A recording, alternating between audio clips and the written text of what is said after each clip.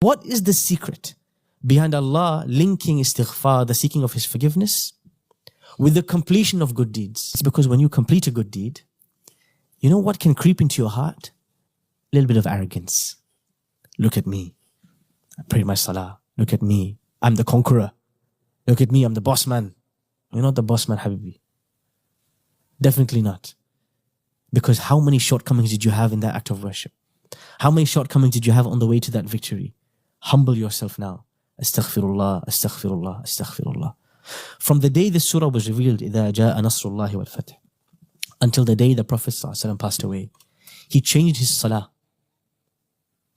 What do you say in ruku' when you go into bowing? What do you say? Subhana Rabbil Azim. He stopped saying this. He said, Subhanaka Allahumma wa bihamdika Rabbi ighfirli. Because Allah commanded him, seek forgiveness from me. From that day, every single time he went in ruku', oh Allah, forgive me. What does he have to ask forgiveness for? It is not that asking forgiveness is just an obligation he's fulfilling. Seeking repentance from Allah is a model for change and improvement, constant improvement until you are the best version of yourself. One of the greatest examples of Tawbah and the impact of Tawbah on a human being and the way it can completely transform a human being are the magicians of Fir'aun. These magicians are disbelievers who are coming to wage war against one of Allah's messengers. These are the most disgusting of Allah's creation. But as they are waging war in front of Musa with their magic, and they have a realization. What did I say? The first step was regret. You need to realize what I'm doing is wrong. They had a realization that what Musa a.s. brought is not magic, is something else. Immediately, they took action. Because Tawbah is not sitting down and saying, Astaghfirullah wa atubu. No. Tawbah is changing your behavior. That's what Tawbah is about. If you're not dropping the bad habits, dropping those addictions, dropping those flaws, dropping that backbiting, dropping that anger issue, dropping that delaying of salah, those issues that we have, if we don't drop those behavior, if our behavior is not changing, that Tawbah is incomplete. Tawbah needs to show. Somebody ta'ib, it shows in their behavior. This person, last 5 years, look where they were, look where they're now. This is someone who's tawwab. They're constantly improving, changing, cutting bad habits. These magicians, the moment they realize, what do? فَأُلْقِيَ السَّحَرَةُ سَاجِدِينَ. They fall on their faces. قَالُوا آمَنَّا بِرَبِّ الْعَالَمِينَ. We believe in Allah, Lord of the worlds. رَبِّ مُوسَى وَهَارُونَ. The Lord of Musa and Harun. Fir'aun begins to threaten them. قَالَ آمَنْتُمْ لَهُ قَبْلَ أَنْ آذَنَ لَكُمْ. You believed before I allowed you? لَأُقَطِّعَنَّ أَيْدِيَكُمْ وَأَرْجُلَكُمْ مِنْ خِلَافٍ. I will off your arms and legs. You're not getting away from me. What did they say? قَالُوا لَا ضَيْرٍ. We don't care. Have fun. إِنَّا إِلَىٰ رَبِّنَا مُنْقَلِبُونَ. We're going back to Allah. That's what Tawbah is about. Going back to Allah. Returning to Allah. What happened? They changed. These people were ready to defeat and fight a prophet. After 1 minute, they're in sujood. What's this? This is Tawbah. Tawbah in 1 minute. A sincere Tawbah. The worst criminal, in 1 minute, sincere Tawbah, they can be a different person. If the Tawbah was sincere.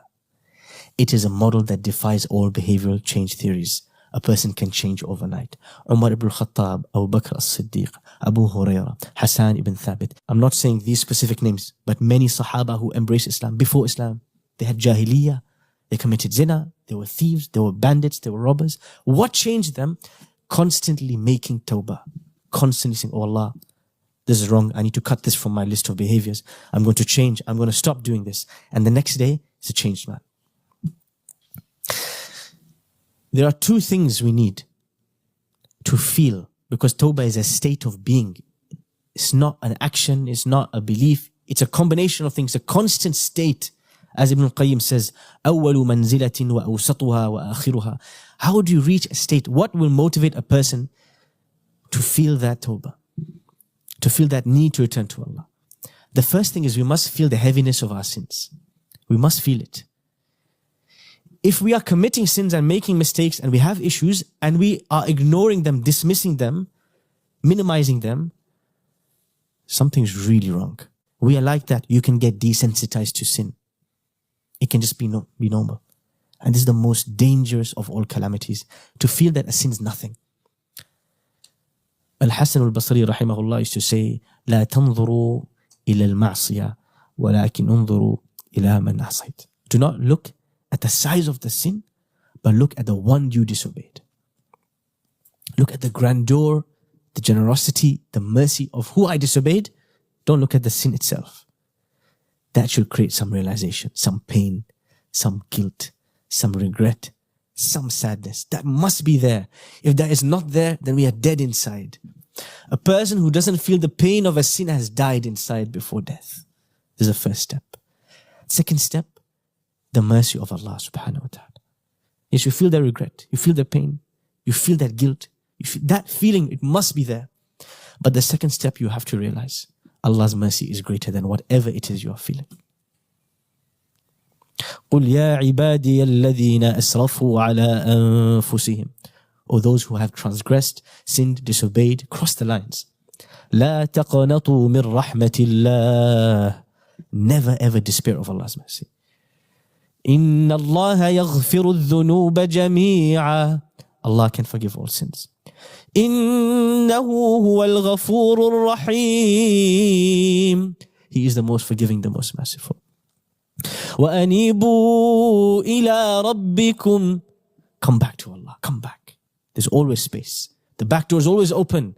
You feel the regret, come back. That's the second step, is to fall into prostration, to feel the magnitude of Allah's mercy, to realize that no matter how far you went, it is just one step to come back. But it doesn't end here. There's a third step. You have to change. You have to stop that habit. You have to kill that behavior. Otherwise, it's not tawbah. If you don't actually stop the deed and reset the deed, you didn't do tawbah. You fulfill 2 or 3 conditions, not complete. MOT failed. Go back to the garage. Repair. The deed has to be stopped. What's going to make you stop?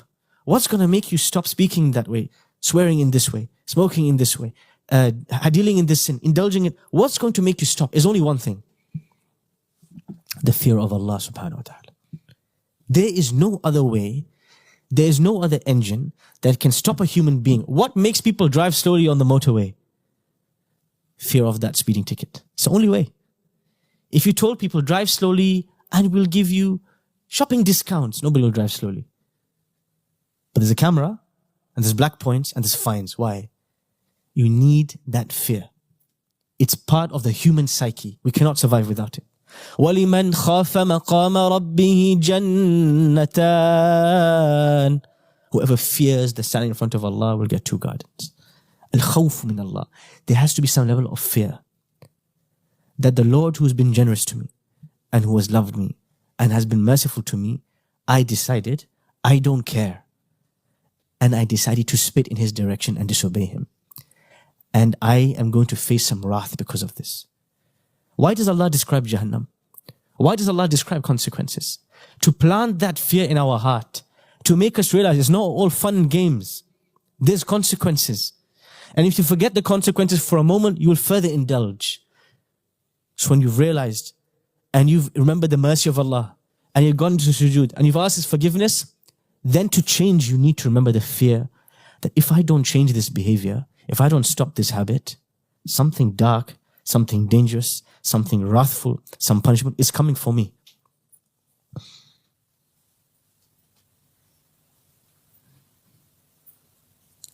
And when the Prophet ﷺ used to recite the verses about Jahannam, he used to pause, he used to stop, and he used to say, Allahumma inni a'udhu bika minan nar. Allahumma ajirni minan nar. How often he would ask Allah for protection from the fire. Does he have to ask Allah's protection from the fire? But when you realize, you remember those verses, you remember there's a serious consequence. إن شجرة الزقوم طعام الأثيم. In Jahannam there's a tree called Zaqum, the food of the sinners. كالمهل يغلي في البطون. It's thorny, you eat it, and your stomach, your intestines come out. كَغَلِيِ الْحَمِيمِ, it burns the insides. خُذُوهُ فَاعْتِلُوهُ إِلَى سَوَاءِ الْجَحِيمِ. The verses about Jahannam are very crucial to the process of Tawbah. Because without the fear of Allah subhanahu wa ta'ala, there's no change. There's no behavioral change. We'll never take it seriously. And so this is a very important part that we have to remind ourselves what is waiting for us if we don't fulfill Tawbah. So you go through realization, then you need the hope, then you need the fear, and that will push you towards change. And it's always a balance between the two, hope and fear. That's why the Quran always balances the two passages of hope and fear, hope and fear. And what happens after fear and after change and after the realization is you have a person who is not the same as the person who began the process. And this is the power of Tawbah. The Prophet ﷺ informs us that Allah subhanahu wa ta'ala is so happy about the Tawbah, the returning of a slave of his. More than a Bedouin who lost his camel in the desert and he finds his camel, he got so excited, he said, Anta Rabbi wa ana abduk. He had a slave, and he lost his slave, he found him. He got so excited, he jumbled up his words. He said, you are my Lord and I am the slave. Allah is more excited, more happy about the returning of his slave than this man. The Prophet ﷺ said, لَوْلَا أَنَّكُمْ تُذْنِبُونَ. If not for you committing sins, لَذَهَبَ اللَّهُ بِكُمْ. Allah would have gotten rid of you. And he would have brought other people who came and sinned and they repented. Because the process of repentance is really crucial. Allah does not want angels. Allah does not want perfection. Allah wants people who fall down and they get back up straight away. That is what Tawbah is about. The path to Allah is not a path of perfection, a path of sinless angels. You and me are not angels. But it is about turning back to Allah